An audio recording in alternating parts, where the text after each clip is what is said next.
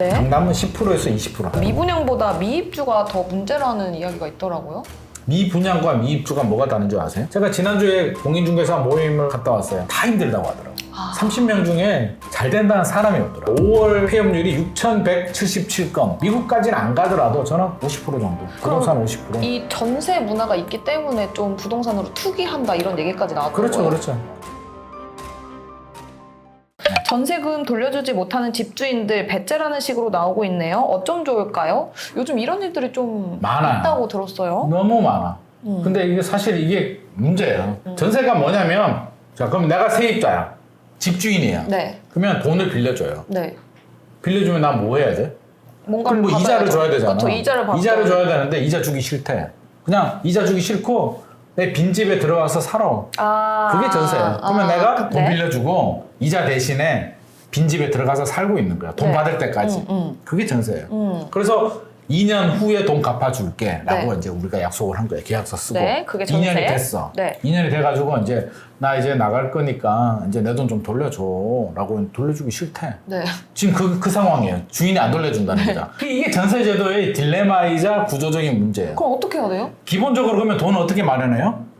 나 말고 다른 제3자, 새로운 세입자한테 돈을 받아서 나한테 줘야 되지. 네. 그럼 내가 2억 원을 빌려줬다? 계약 전세금을? 네. 그러면 다른 세입자한테 2억 원 이상의 돈을 받으면 예를 들어서 2억 5천을 받았어요. 5천만 원 떼먹고. 네. 떼먹는 건 아니지. 키핑하고 그쵸? 나한테 2억 킵하는 주면 거죠. 이득이잖아요. 네. 근데 지금의 문제는 뭐냐면 전세 가격이 떨어져. 예를 들어서 1억 5천으로 떨어졌다고 해요. 네. 그러면 나는 2억을 받아야 되잖아. 2억을 빌려줬잖아. 네. 근데 새로운 세입자한테 1억 5천을 받았어. 5천이 비어요. 비어. 이게 지금 전세 시장의 문제예요. 그러면 나는 2억을 받아야 되죠. 2억 줘 빨리. 나 1억 5천밖에 없는데. 그러면 내가 다달이 얼마 줄게. 그 아주 착한 사람이지. 아, 그래요? 다달이 얼마 줄게. 나는 근데 그것도 싫을 것 같아요. 맞아. 나는 2억이 목돈을 줬는데 다달이 준다. 어떻게 믿고? 그것도 싫어요. 다달이 안 주면 맞아. 어떡해요? 그러니까요. 또 머리채 잡아야지. 그러니까. 나 바빠 죽겠는데 머리채 잡으러 또 와야 그거 돼. 다 신경 써야 되고 다달이. 그러니까 그것도 쉽지 않아요. 그러니까 이게 전세가 안 돌려주게 되면 굉장한 문제가 되는 거죠. 쉽게 말해서 집주인이라고 생각하지 말고 친구한테 돈 빌려줬다고 생각해봐요. 네. 친구가 안 갚으면 어떻게 해야 돼 이거. 그거 어떻게 해요? 법적으로 뭐 어떻게 그러니까 못합니까? 전세는 그나마 경매를 넘길 수는 있잖아요. 아, 경매. 그래서 경매를 넘기려면 우리가 준비를 해야 될 게 대항력을 갖춰야 돼. 대항력을 갖추는 게 대항할 수 있어야지. 네. 왜냐면 내가 돈 빌려줬는데 무슨 근거를 가지고 아무런 근거가 없고 그냥 집을 경매에 넘길 수는 없잖아요. 네. 그래서 계약서는 기본적으로 있어야 되고요. 네. 우리가 전세 계약하고 입주할 때 뭐예요?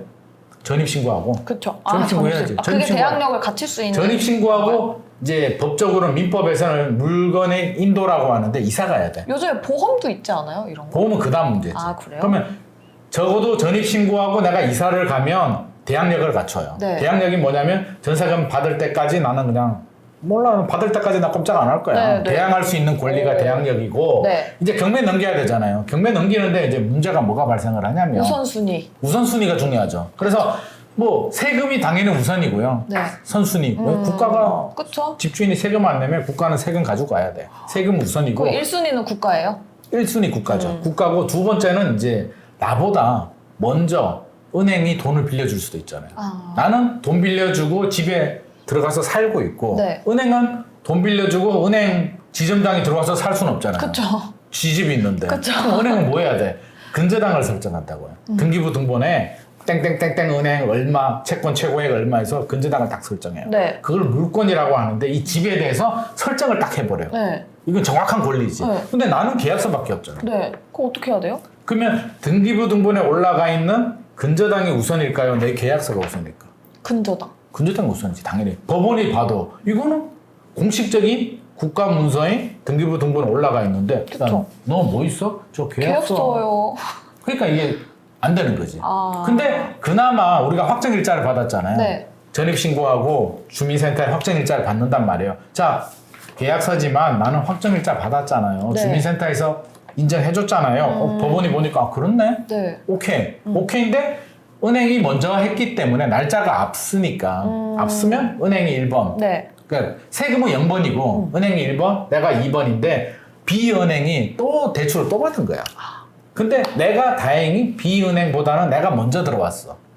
순위는 그럼 제가 빠르죠. 먼저. 번호표 내가 먼저 뽑았잖아. 네. 근데 만약에 우리가 확정일자를 안 받으면 번호표를 내가 2번 뽑아도 뒤에 있는 근저당한테 져요. 아, 확정일자가 없으면 안 받았으면? 나는 우리는 불안정한 계약이니까 채권 계약이고 뒤에 은행은 물권 네. 근저당을 잡았기 때문에 얘가 더 앞서야 되는데 나는 확정일자를 받았기 때문에 나는 2번, B는 3번. 그럼 이 순서대로 이제 낙찰을 받는 거죠. 경매 네. 넘어가면. 네. 자, 이 순서인데 이게 집이 이렇게 경매 넘어갔을 때 뭔가 남는 게 있어야 되잖아요. 그쵸. 그러면 은행이 먼저 A 은행이 순서가 앞선 은행이 먼저 돈 가지고 갈 수도 그럼 있는 2억 중에 은행에 빌린 게 한 1억 3천이에요. 그럼 1억 3천 은행이 가지고 가지. 그럼 나는 남는 거. 7천밖에 못 가져가요? 그렇죠.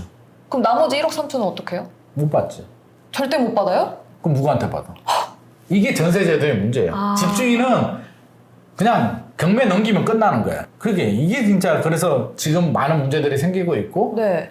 특히 문제가 뭐냐면 전세금이 떨어지니까 이런 문제들이 생기는데 우리가 좀 헷갈려하는 게 이제 두 가지가 헷갈려요. 네. 깡통 전세라고 들어봤죠? 네, 들어봤죠. 깡통 전세가 있고 역전세라고 들어봤죠? 네, 네. 이게 비슷하면서도 좀 다르거든. 어떤 게 달라요? 깡통 전세는 뭐냐면 한마디로 깡통이잖아요. 비었다는 거지. 네네. 그럼 뭐냐면 집을 경매 넘겼을 때 내가 제대로 못 건지는 게 깡통이잖아요. 네. 내 전세금이 깡통이 된 거야 한마디로. 아. 그러면 왜 깡통이 되느냐? 예를 들어서 집값이 10억이에요. 네. 내 전세금이 9억이야. 음. 그렇죠? 네. 근데 만약에 매매 가격이 떨어져서 8억이 됐어요. 네. 그럼 팔아도 8억이잖아. 네. 내 전세금 9억인데. 네. 그럼 어떻게 돼? 1억 내 전세금이 더 높으면 어차피 9억 못 받잖아요. 팔아도 8억인데 네. 어느 8억짜리 집을 누가 10억 주고 사냐고. 아니, 근데 그런 일이 생길 수도 있잖아요. 나는 집값이 전세 떨어지면. 세입자잖아요. 예. 집주인은 나한테 9억을 줘야 되는 게 맞는 거 아니에요? 맞기는 맞는데 안 준다고 하잖아. 아. 안 주면 이 집에 대해서 뭔가를 해야 되는데 네. 경매를 넘겨도 10억인데 9억이면 10억짜리 집을 경매에 넘겨도 한 7억에 낙찰될 아, 거잖아요. 네. 어차피 다 못 건져. 네. 근데 앞에 선순위 은행이 있으면 근저당이 있으면 걔들이 또 먼저 가지고 가면 나는 더 못 가지고 가. 남는 돈밖에 그래서 없잖아요. 인천 뭐 건축 사기왕 이런 애들이 이런 사기꾼들이 선순위 대출을 먼저 받아버렸기 때문에 세입자들이 깡통이 되는 거예요. 아. 이게 깡통 전세고 네. 역전세는 뭐냐면 자 집값은 10억, 네. 전세는 5억. 네. 근데 전세금이 떨어진 거야. 네. 4억으로. 네. 그러면 아까 내가 세입자라고 치면 내가 5억 주고 들어왔는데 네. 4억 떨어졌죠. 그럼 새로운 세입자는 4억만 줘. 그쵸. 1억 원 차이를 나한테 줘야 돼. 네. 근데 돈이 없다네. 그게 역전세야. 아까 보니까 집주인의 반응이 딱 두 부류예요. 하나는 어떡하라고. 아니 내가 잘못했어? 전세금을 떨어지는 게 내가 고의로 그런 것도 아니잖아. 전세금이 떨어져서 못 준다는 거야. 그러니까 심지어 제가 이런 경우들도 봤어요. 제보들이 막 들어오는데 네. 어떤 제보냐면 미안한 마음이라도 가져야 되잖아요. 돈을 빌려갔으면 갚아줘야 되는데 돈이 없으면 정말 미안하다. 네. 정말 미안하고 내가 최선의 노력을 하고 있는데 진짜 1억 원 구하기가 쉽지 않다. 조금만 기다려달라. 이게 상식이잖아요. 그쵸. 근데 전화 딱 하면 주인이 전화가 왔대요. 뭐라 그러냐면 나는 돈 없으니까 허그 가서 받아. 너 어머. 보증보험 가입했잖아. 아주 뻔뻔하게 하는 너무 뻔뻔한 거 아니에요? 이런 집주인들이 굉장히 많습니다. 그나마 보증보험이라도 가입을 했으면 네. 이렇게라도 그럼 보증보험 주인이 안 돌려주니까 보증보험에 신청을 해서 받을 수도 있는데 보증보험이라도 가입하지 않았으면 더 골치가 아프죠. 그럼 진짜 영원히 못 받을 수도 있는 거네요? 경매 넘기면은 뭐 손해 볼 수도 있는 거고요. 아니면은 전세금이 오를 때까지 버티든지. 그러니까 이게 골치가 아픈 거예요. 이게 쉽지 않은 문제예요. 그래서 이게 역전세가 굉장히 사회 문제가 되고 있고 앞으로 더 많이 생길 것 같아요. 자, 2020년에 2+2 계약갱신 청구를 했잖아요. 네. 막 왜곡이 돼. 지금 안 올리면 4년 동안 전세금을 못 올리니까 집주인들의 가격을 올리고 불안한 세입자들이 막 계약을 하는데 네, 네. 가격이 막 올라가죠. 전세 네. 가격이 올라갔는데 이게 2021년 하반기 금액이 뭐 149조인가 뭐 이렇고 2022년 상반기까지 이런 현상이 지속이 됐거든요. 네. 이게 300조 정도 돼요 지금. 이게 2년 후에 내년 상반기까지 도래하잖아요. 그러면 이게 전세금이 회복하지 못하고 오히려 더 떨어지게 되면 이 많은 금액 중에 300조 중에 얼마나 많은 사고가 생길지는 진짜 우리가 가늠하기도 힘든 사회 문제가 될 수도 있죠. 그러면 전세금을 못 받아. 그럼 세입자는 어떻게 돼요? 거기 인질 잡혀가지고 계속 그러니까요. 살든가. 근데 뭐 갈 데 없으면 살아도 돼요. 네. 근데 그런 분들 있잖아요. 분양받은 집에 잔금 내고 입주해야 돼. 네. 전세금 받아가지고. 근데 전세금을 못 받아. 그래서 어떡합니까? 그거 어떡하냐고. 그러니까 이런 분들이 굉장히 막 사회 문제가 되니까 아, 그러면 첫 번째는 허그 가서 받아. 무책임한 집주인이 있고 두 번째는 저는 착한 임대인이라고 이야기를 하는데 뭐냐면 정말 미안해하면서 내가 대출이라도 받아서 줄게. 내가 이자 내고 대출 받아서 줄 테니까 조금만 기다려주세요. 사실 이게 당연한 건데. 당연하지. 당연한 건데 이게 어쩌다가 보니까 착한 임대인이 돼버리니까. 그러니까요. 참 슬픈 현실인데요. 자, 이런 분들은 자 은행을 갑니다. 저 세입자한테 전세금 돌려줘야 되니까 좀 대출 좀 해주세요. 네. 은행에서 막 하더만 DSR에 걸리는데요. DSR이 뭐냐면 우리 소득 대비 원금과 이자의 상한 비율을 정해요. 네네. 40%로 하는데 가계부채가 늘어나니까 DSR을 한단 말이에요. DSR에 걸리는 거예요. 왜? 집주인이 이미 대출을 많이 받았어. 그쵸. 소득이 늘어나지 않는 이상 추가 대출이 안 나오는 거야. DSR에 걸려서. 죄송한데요. 대출 받아서 주려고 했는데 은행에서 대출이 안 나온대요. 어떡하죠? 집주인도 이러는 거야. 네. 그럼 세입자도 미치죠. 그래서 정부에서 이런 경우는 DSR을 앞으로 조금 풀어주겠다. 완화하는 방안을 고려 중이에요. 아, 이게 뭐 된다는 건 아니고. 된 건 지금 아니고. 왜냐하면 이게 사회 문제가 되니까. 네. 세입자는 돈을 받아가야 되기 때문에 이런 논의도 하고 있는 지금 그런 상황입니다. 그럼 최근에 좀 부동산 시장은 어때요? 저수지 이론이라고 있거든요. 저수지로. 네. 들어보셨죠? 아, 네. 저수지가 있는데 자 저수지에 물이 차 있어요. 찰랑찰랑 차 있는데 네. 비가 안 와. 네. 가물어. 물이 줄겠죠? 가해부터 마르면서. 그렇죠. 가해부터 마르죠. 네. 그러면 집값이 떨어질 때는 외곽 지역부터 떨어지고 계속 비가 안 오네? 계속 비가 안 와. 그럼 어떻게 돼요? 가운데로 물이 가운데도 보이겠죠? 물이 마지막까지 남아있다가 다 말라버리겠죠. 네.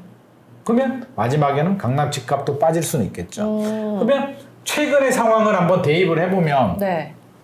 작년 4분기 집값 떨어졌죠. 외곽 지역도 막 빠지고 강남 지역들은 뭐 외곽 지역들은 고점 대비 마이너스 한 40에서 30% 정도 빠졌고 네. 강남은 10%에서 20% 하나도 안 빠지진 않지. 네, 이론이니까 네. 10% 20% 정도 빠졌는데 이렇게 되다가 1, 3 대책 나오면서 거래량 늘고 네. 좀 다시 반등을 했잖아요. 네. 강남까지 가지도 않았어. 그러니까 강남은 별로 떨어지지도 않았던 거고 근데 여기서 끝이냐. 지금 논란이 되는 게 그거잖아요. 바닥을 찍고 네. 계속 올라가느냐. 그렇죠. 반등하는 건지 아니면 올라가다가 계속 다시 올라가냐. 내려올지. 이게 바닥이라는 얘기는 이제 올라갈 일만 남았다는 걸 우리가 바닥이라고 하는 거고 네. 아니야. 다시 떨어질 수도 있어. 라고 이야기하는 분들도 있죠. 네. 그러면 뭐가 맞을까? 지금 의견이 분분한데 네. 우리가 미래를 알 수는 없잖아요. 미래는 신의 영역이고 그쵸? 타임머신 타고 갈 수는 없어요. 네. 근데 과거로 갈 수는 있잖아요. 네. 이제 IMF 생생하죠. 2008년도 글로벌 금융위기 이런 네. 거 다 알죠. 그러면 IMF는 뭐니까 글로벌 금융위기 때를 저는 생각을 해보면 글로벌 금융위기가 2008년에 있었잖아요. 네. 그때 집값이 쭉 떨어지죠. 왜? 듣도 보지도 못한 서브프라임 모기지로? 맞아요. 이거 뭐야? 글로벌 금융위기? 미국 투자은행이 파산한다고? 네. 미국이? 막 이런 분위기잖아요. 네. 놀라지. 우리 예상하지 못하는 상황이 발생하니까 위축된 투자 심리 때문에 떨어지죠. 집값이 떨어져요. 쭉 네. 떨어지다가 정부에서 이제 금리도 내리고 막 규제를 막 풀었죠. 그때는 MB 정부였는데 다시 회복을 합니다. 보니까 또 별건 아니네. 미국이 망하지도 않고 네. 망할 줄 알았는데 다시 저금리 돈을 풀어서 또 회복을 하니까 다행이다. 자, 쭉 떨어졌다가 2009년 상반기에 회복을 합니다. 네. 그럼 계속 올랐느냐? 계속 오르진 않았죠. 한번 회복을 한 다음에 여기서부터 이제 팽팽한 줄다리기가 되더라고요. 2009년부터요? 2009년부터 2011년까지. 집주인들은 이제 우리가 매도자라고 하잖아요. 파는 사람을 매도자. 집을 사려는 분들 매수자라고 하는데 네. 지금 아파트는요. 아파트 이야기예요. 꼬마 빌딩이나 상가는 전혀 다른 시장이고 아파트는 매도자와 매수자 간의 이제 줄다리기 게임이에요. 네. 으쌰. 집주인, 매도자가 힘이 세서 확 당겨버리면 집값이 올라요. 네. 매수자들이 져서 따라오면 집값이 쭉 올라가는 거고요. 네. 반대로 집을 사려는 매수자들이 힘이 세져가지고 당겼는데 집주인이 딸려가. 그러면 집값이 떨어지는 거거든요. 네. 아파트는 그렇게 보면 돼요. 근데 2015년에서 2021년까지 으쌰 집주인들이 힘이 셌어. 쭉 당겨서 집값이 계속 올랐고 지금은 집주인들 마음은 어때요? 서로 바라보는 산이 달라. 집주인은 우리 인간은요 네. 유리한 대로 해석을 하잖아요. 나한테 유리하게. 네. 그러면 내가 집주인 입장이라면 어때요? 야, 급매물도 소화가 됐고 1월에 더 이상 집값 떨어지지 않고 거래량도 늘어나고 그러니까요. 통계도 올라가고 실제로 집값도 올라갔고 네. 야 금리가 문제였잖아. 금리 올라? 3번 연속 동결됐잖아. 네. 더 이상 올리기 힘들 것 같아. 그리고 세금 부담, 종합부동산세 부담 올해 많이 줄어들 거 아니야. 네. 우리 공시가격도 내려가니까. 집값이 왜 떨어져? 그리고 지금 그 건축 자재비, 인건비 올라가는데 야, 맞아요. 건축 자재비 우리 물가 내려가냐? 안 내려가잖아. 집값이 어떻게 떨어져? 라는 논리예요. 나름 맞지. 맞는 말인데 매수자 입장에서 집을 사는 분들 입장에서는 거기에 공감을 해줄까요? 다른 생각이 들까요? 다른 생각이 들죠. 다른 생각이 들죠. 조금이라도 떨어졌으면 좋겠다. 떨어졌으면 좋겠고 야 집값 한번 봐봐. 이게 내가 살 수 있는 가격이야? 이것도 아직 너무 비싸다. 너무 비싸. 나는 어차피 안 사거나 못 사거나 몰라. 이 가격은 나는 더 떨어지면 내가 고민을 해보겠는데 이 가격은 내가 어차피 돈도 없고 이 대출 이자 내면서까지 난 못해. 그리고 너 금리 얘기했지? 네. 집주인한테? 네. 야 금리 한번 봐봐. 안 오른다고 하지만 떨어졌니? 맞아요. 안 오른다고 떨어지지도 하면 않았잖아. 동결이잖아요. 3.5% 가장 높은 수준에서 지금 동결이잖아. 네. 내려가고 이야기를 하라고 라고 아. 하겠죠. 대출금리 내렸다가 다시 또 살짝 올라요. 네. 대출금리는 이제 은행 기준금리에 가상금리를 더하는데 미리 좀 선반영해서 많이 내렸어요. 작년은 너무 올렸고 한 지난달부터 조금 많이 내려가지 않았어요? 내렸다가 최근에 다시 또 살짝 올랐어요. 그러니까 이게 대출금리 올랐다 내렸다 할 수 있고 뭐 전세도 여전히 약세고 경기 불확실성도 크고 그러니까 매수자 입장에서는 굳이 내가 왜 너를 따라가야 돼? 그쵸. 그럼 서로 당기고 있기 때문에 팽팽한 줄다리기가 이어지고 있죠. 네. 그럼 최근 흐름을 보면 1월 서울 아파트 거래량 기준으로 작년 12월이 800 몇십 건이었고요. 1월이 1,400건으로 늘어나요. 2월이 2,400건 정도 더 쭉 늘어나죠. 네, 네. 3월이 아마 2,900건 정도? 4월이 3,100건. 네. 5월이 아마 3,200, 3,300 정도. 숫자만 보면 늘어나긴 하죠. 네. 근데 그래프를 보면 쭉 늘어나다가 이렇게 완만해지고 있죠. 아. 이게 지금 왜 매수자들이 작년 집을 사야 되는 분들도 집값이 떨어지니까 무서워서 안 사다가 급매물 소화가 되고 이제 들어가도 되나? 라고 해서 들어왔는데 지금 가격이 올랐잖아요. 뭐 10억짜리 아파트가 7억까지 떨어졌다가 한 8억 5천까지는 지금 오른 그 정도 상황이에요. 네. 그러면 매수자 입장에서는 야 지금 8억 5천 주고 내가 사가지고 취득세 내고 대출이자 내고 재산세 내고 종부세 내고 별로 재미 못 볼 것 같은데 굳이 내가 지금 들어가야 돼? 라는 상황이기 때문에 하반기 시장은 당분간 보합으로 갈 수도 있겠다. 그러면 2009년도 보면 2009년도도 그랬잖아요. 2년 이상 갔죠. 아, 2009년부터 12년까지니까? 2010년, 11년이니까 2년에서 3년 정도 하다가 한 번 더 떨어졌죠. 네. 그때는 2차 하락이 있었어요. 네. 그래서 저는 2차 하락이 올 가능성도 있겠다. 왜? 집주인들이 한 번은 또 줘야 되거든. 근데 지금은 안 졌잖아요. 네. 작년에 집값 떨어진 거는 집주인들이 졌다라기보다는 일부 금매물들, 전세금 못 돌려준 분들, 네, 이런 네. 분들의 일부 물건 때문에 떨어진 거고 다수의 집주인들은 아직도 심리적으로 패닉셀이라고 하죠. 네. 우리 2020년에 패닉 바잉이 있었잖아요. 막 불안한 매수자들이 막 네, 샀잖아요. 네. 패닉셀도 한 번은 나와줘야 돼. 이게 근데 결국에는 내 집 마련해야 되는 게 네.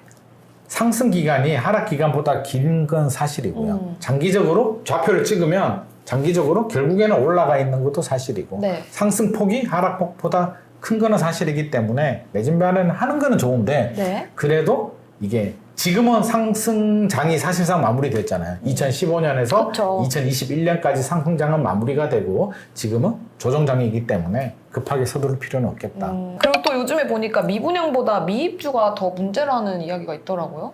미입주 문제지. 미분양과 미입주가 뭐가 다른 줄 아세요? 우리가 건설사야. 네. 그러면 자 분양을 했죠. 땅을 이게 땅이라고 칩시다. 땅을 해서 브릿지론 일으켜서 대출 받고 PF 일으켜서 이제 해요. 네. 인허가 받고 모집 공고 내고 이제 분양을 하는데 네. 1000세대 아파트라고 칩시다. 이 테이블이 1000세대 아파트인데 네. 미분양이 났어. 500개가. 네. 500개는 분양이 되고 500개가 미분양이 났어. 그럼 어떻게 해야 돼요? 가격을 좀 낮춰서 사람을 모집해야 되나요? 바로 가격부터 내려. 그럼 어떻게 해요? 그러면 자 우리가 건설사라고 생각해 보자고요. 네. 시행사나 시공사 입장이라면 뭔가 프로모션 해야 되잖아. 광고를 좀 한다든지 네. 유튜브한테 광고를 좀 한다든지 신문 광고를 하든 TV 네. 광고를 하든 아니면 열돈 뭐 선물을 주든 뭐 TV를 아니면 모델 한번 바꿔볼까? 김태희 모델 한번 써볼까? 뭐 여러 가지 고민할 수 있잖아요. 그러면 자 타선 기간이라고 하는데 분양하고 입주할 때까지 2년에서 3년 정도 시간이 있잖아요. 네. 야, 2년 안에 분양하면 되잖아. 일단 50%는 했잖아요. 네네. 그러니까 시간을 두고 열심히 프로모션하면 방법을 계속 하고 바꿔가면서 하다 안 되면 분양가도 살짝 내리고 네. 또 부동산 정책이 나올 수도 있고 부동산 시장 분위기가 좋아지면 또 금방 팔려요. 네. 그러니까 미분양은 어떻게든 해볼 만은 해. 근데 미입주는 뭐냐? 중공업 미분양이거든요. 열심히 노력해서 이제 아파트가 다 지었어. 다 올라갔어. 막 공사하고 공사는 다 했어. 네. 내 돈 막 들어가가지고. 네. 그래도 안 팔리네? 다음 달에 입주인데도 안 팔려. 어떡하지? 돈은 다 투자했고. 입주를 해야 입주할 때 뭐가 들어와요? 잔금이 들어오잖아요. 네. 최종 끝난단 말이에요. 그렇죠. 받아서 이제 PF 대출도 상환하고 모든 걸 정리를 해야 되는데 마무리가 안 돼. 입주를 안 하면 마무리가 안 되는 거잖아. 네. 그럼 이거 어떻게 해? 건설사 입장에서는 굉장히 골치 아픈 게 이게 준공업 미분양, 미입주지. 그럼 요즘에 건설사들이 조금 힘든가요? 많이 힘들죠.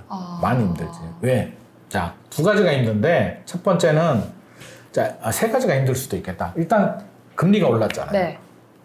대출 이자, PF 대출이라고 하죠. 건설사들이 자기 돈으로 다 짓지 않아요. 그쵸. 대출을 받는데 대출 금리가 2배 올랐잖아요. 원래 계획했던 게 예를 들어서 대출 이자가 뭐 한 100억 정도 내야 되면 200억을 내야 되는 상황. 그러니까 생각지도 않은 돈이 이자가 2배로 나가는 그쵸. 상황이고. 금리가 올라가면서. 맞아요.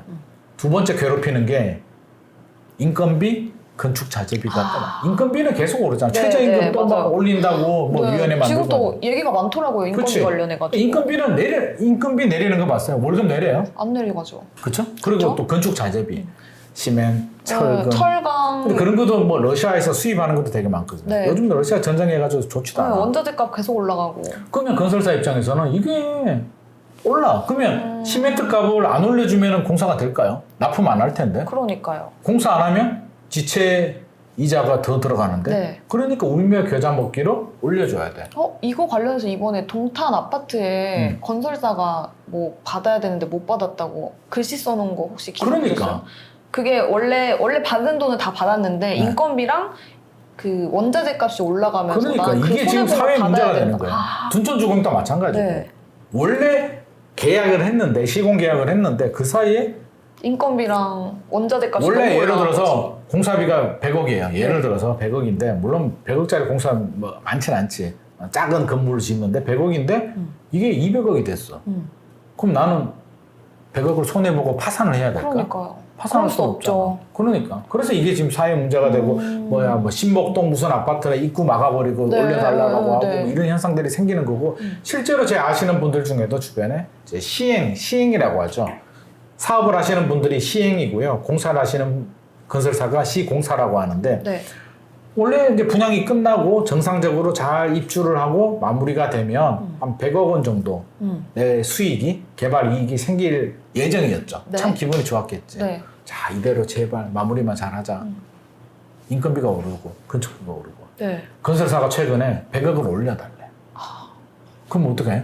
내가 남는 게 100억인데 그러니까요. 올려주고 나면 나는 남는 게 없죠. 나 무슨 짓을 한겨? 그러니까요. 고생만 하고 네. 그 이런 현상이 지금 여러 사업장들이 발생을 하고 있는 거죠. 여기에 미분양이 발생하고 준공업 미분양, 미입주까지 겹치면 엎침 대 덮친 격이 되는 거죠. 그러니까 건설사들 굉장히 재미없고요. 굉장히 네. 힘들고요. 신규 사업을 지금 엄두를 못 내고 있어요. 그렇겠네요. 지금 좀 땅을 사가지고 왜? 바로 뚝딱 하면은 아파트가 나오는 게 아니잖아요. 땅도 사야 되죠. 네. 대출도 받아야 되지. 여러 가지 준비 기간 때문에 지금 입주하는 아파트들은 5년, 6년 전부터 준비하는 단지들이에요. 그러면 지금 새로운 신규 사업에 대한 구상을 하고 땅을 알아보고 해야 5년, 6년 후에 입주 물량이 나오는데 지금 그런 걸 엄두를 못 내는 거죠. 네. 지금 벌려놓은 사업장 마무리하기도 힘들어. 신사업을 하기엔 너무 힘들고. 그렇죠. 이미 그래서 벌려놓은 최근에 이제 분양 물량이 좀 늘어났다는 건 기존에 다 준비해서 하려고 하다가 분위기가 너무 안 좋으니까 미분양이 너무 많이 날 것 같으니까 기다렸다가 지금 물량이 나오는 거지. 네. 그걸 신규 사업으로 보면 안 되겠다. 그래서 건설회사들은 지금 진퇴양난이다. 그 힘든 게 첫 번째로는 금리가 올라간 거, 그리고 맞습니다. 두 번째로는 인건비와 건축 자재들, 그렇죠. 이런 원재료가 올라간 거. 그렇죠. 그럼 마지막 세 번째는 세 번째가 그러니까 미분양, 중공업 미분양이 늘어나니까 네. 이게 마무리가 안 되는 거지, 사업이 또. 그리고 언제 좋아질지도 모르겠고. 이게 맞물리니까 이게 어떤 파장이 예상이 되냐면 네. 결국에는 이제 새로운 걸 안 하잖아요. 올해까지는 모르겠는데 이게 3년, 5년 후에 입주 물량 부족으로 연결될 수 있어요. 그러니까 영원히 가지는 않는다고. 그러니까 올해는 보합이고 뭐 내년이 될지 2, 3년 정도는 뭐 보합세 또는 2차 하락이 있을 수도 있겠지만 장기적으로 보면 결국에는 공급 물량이 줄어들 수밖에 없고 또 하나의 사실은 분양가 있잖아요. 네. 오늘 분양가가 가장 저렴하다. 네. 분양가가 내려갈 일은 현실적으로 없어요? 없잖아요. 거의 없어요. 아니 아까 얘기했잖아. 인건비하고 건축 자재비가 오르는데 분양가가 어떻게 내리냐고. 그쵸, 내릴 수 분양가 내리는 거는 건설사들이 엄청난 손해를 감수하고 도저히 미분양이 커가지고 그냥 울며 겨자 먹기로 손해보고 파산 직전에 그냥 헐값으로 파는 거지. 그런 경우 아니면 누가 손해보고 싶냐고. 손해 안 보고 싶잖아요. 그쵸. 그러니까. 그래서 한 5년, 3년에서 5년 후는 입주 물량이, 공급 물량이 줄어들 수도 있겠구나. 공급 물량이 줄어들면 그때는 또 상승 압력이 커질 수도 있겠다라는 생각이 듭니다. 네, 알겠습니다. 사실 우리나라 경제 시장은 중국도 그렇고 우리나라도 그렇고 부동산으로 흘러가는 시장이잖아요. 그래서 너네 돈 벌려면 다 필요 없고 부동산 해라, 부동산 공부해라 이러잖아요. 좀 문제긴 하죠. 이게 건강한 게 아니에요? 건강하지 않죠. 건강하지 않은 게 이게 정상은 아니잖아요. 맞아. 어떻게 모든 게 다 부동산으로 해결될 수가 있어. 맞아, 부동산이라고 하면 다른 재화 중에 한 종류인 건데 우리나라는 특히 이제 심각한 게 아파트잖아요. 네. 우리가 상가 사고 싶어서 막 흥분하고 미친 적이 있나요? 없어요. 없잖아요. 일단 집부터. 그러니까 유독 아파트에 대해서는 구매 욕구 포텐셜이 터지면서 영끌도 오고 네. 막 패닉 바잉하고 지금 아니면 못 살 것 같고. 그러니까 이게 뭔가가 잘못되긴 했죠. 근데 여러 가지 이유 중에 하나가 이제 전세에도 영향을 주는 거고. 그러니까 전세가 무이자 대출이잖아요. 네. 세입자가 집주인한테 무이자 대출을 해주다 그쵸. 보니까 이게 갭 투자가 가능하기 때문에 더 판이 커진 부분도 있는데 바람직하지 않습니다. 제가 분명히 말씀드리지만 저도 부동산을 하지만 네. 바람직하지 않습니다. 미국이나 유럽이나 선진국들 보면 부동산 비중이 한 40%? 네. 40% 이하나 또 40% 정도고요. 금융 다른 비중들이 높아요. 근데 사실 이게 정상이야. 물론 국가마다 특색이 있기 때문에 우리는 지금 부동산이 높지만 이게 바람직하고 정상이다라고 제가 말씀드릴 수는 없는 거죠. 그래서 앞으로는 저는 부동산 비중은 저는 줄어드는 게 맞겠다. 줄어들 수도 있나요? 그러면? 줄어들 수 있죠. 그래요? 왜? 우리는 과도기적인 상태지 이게 영원히 가지 않아요. 대한민국이 몇 년 된 국가예요? 반만년 역사는 역사책에 나오는 거고 우리는 70년 된 신흥국가란 말이에요. 막 성장기 지나서 이제는 성장기에서 성숙기로 들어간 네. 국가이기 때문에 이게 그런 점도 좀 생각을 좀 해야겠다라는 생각이 들고 바람직하지는 않습니다. 아무튼 바람직하지 않고 전세를 보면 제가 전세 한번 예를 들게요. 네. 전세는 우리나라에만 있는 제도죠. 네. 뭐 볼리비아하고 인도에도 있다라고 하는데 인도는 일부 지역에 그런 게 있는 거고요. 볼리비아는 사실 뭐 모르겠어요. 뭐 그런 비슷한 제도가 있다라고 하는데 우리가 볼리비아를 굳이 볼리비아와 비교해가지고 합리화를 할 필요는 없는 거죠. 그렇죠. 한 미국, 영국, 프랑스, 일본, 중국 정도면 모를까. 볼리비아하고 합리화할 필요는 없다. 근데 이상하지 않아요? 왜 전세는 우리나라에만 있어요? 그러니까요. 왜 우리나라가 우리는 전세 너무 있나? 당연하게 생각했는데 네. 전세 안전하고 좋은 제도야. 물론 좋은 제도입니다. 전세금을 온전히 받을 수가 돌려받는 있어요. 가정 근데 하에. 최근에 문제 터졌잖아요. 네. 뭔가 이상했는데 결국엔 터졌잖아.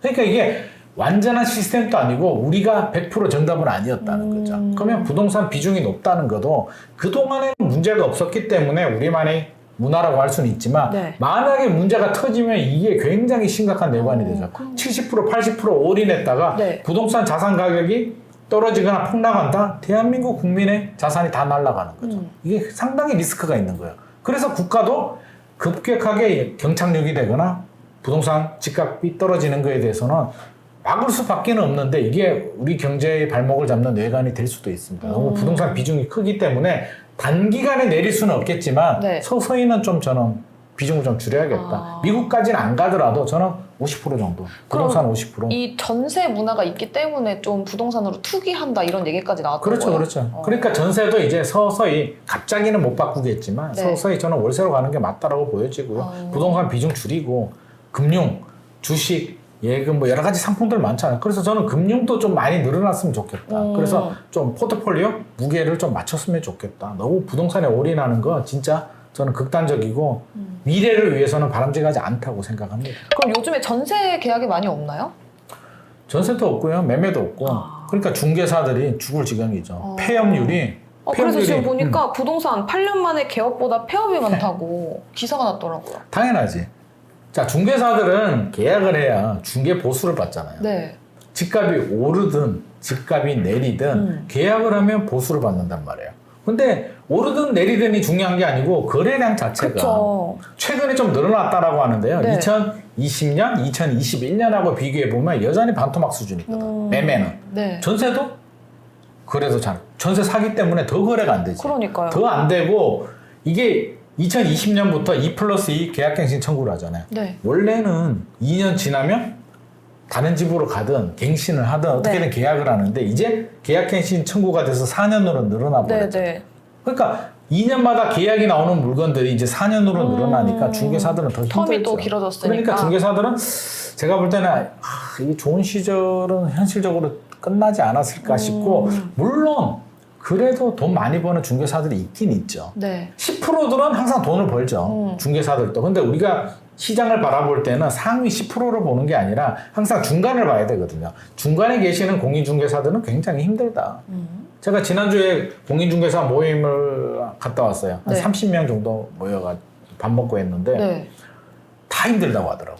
30명 중에 잘 된다는 사람이 없더라고. 진짜요? 네, 다 힘들다. 월세 일단 계약으로는 안 돼요? 근근히 뭐 월세 하시는 분들도 있는데 월세 내고 하면 사실 생활비도 가지고 가야 되잖아요. 그러니까 현상 유지해서 될 문제도 아닌데 네. 월세도 못 낸다는 분들 상당히 많고 진짜요? 굉장히 힘든 상황입니다. 일단 버텨야 되는데 못 버티는 분들은 이렇게 폐업률이 늘어난다. 폐업률이 통계가 나왔더라고요. 5월 폐업률이 6,177건, 네. 휴업이 589건. 네. 그러니까 이게 전년 5월 대비 74%나 늘어났더라고요. 74%요? 네, 전년 대비? 작년 5월 대비 지금 이렇게 늘어났다. 어머. 근데 저는 앞으로 더 많이 늘어날 것 같아요.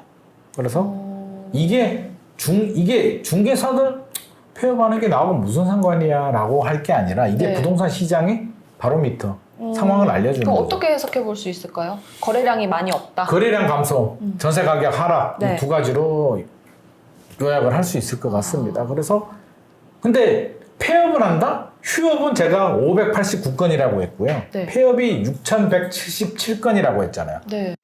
자, 휴업이 아마 6개월로 제가 알고 있는데 폐업을 한다는 얘기는 6개월 버텨서 될 문제가 아니라는 거지.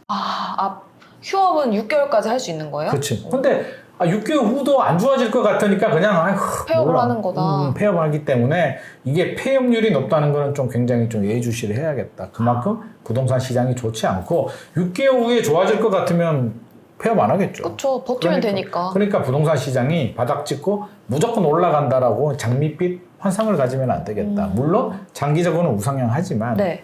아마도 제 생각입니다. 제 네? 생각은 한 2년에서 3년 정도는 아마 좀 예의주시를 해야겠다. 지켜보는 게 좋을 것 같다. 큰 폭의 하락은 올해는 큰 폭의 하락은 없을 거예요. 그러니까 올 하반기는 그냥 보합 정도로 생각하시면 되고 네. 지금 집을 사도 엄청나게 뭐 큰 재미를 보기는 어려울 거다. 2020년, 2019년처럼 막 폭등해가지고 막 올라가고 이런 거는 현실적으로 좀 어렵겠다. 네. 물론 지역에 따라서 뭐 개발호재가 있거나 예상하지 못하는 삼성이 뭐 또 투자한다 뭐 네. 이런 거 나오면 또 쭉 올라갈 수 있는데. 그럼 이거 말씀 나왔으니까 요즘에 반세권이라고 혹시 아시죠? 알죠? 반도체 세권. 네.